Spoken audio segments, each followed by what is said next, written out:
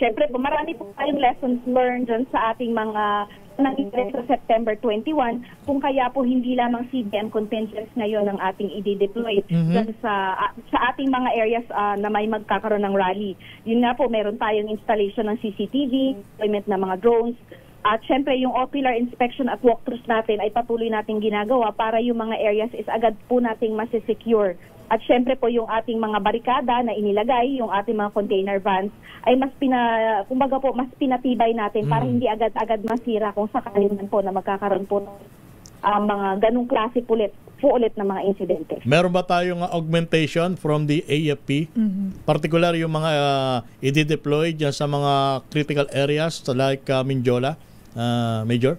Sa ngayon po, ang mga augmented forces pa lang po natin is mula po sa iba't ibang regions, gaya na Region 1, Region 3, 4A, PROCOR. Meron po tayong mga contingents mula sa SAF, HPG, at yun pong sa AFP is patuloy po ang pakikipag-ugnayan natin sa kanila. Alright.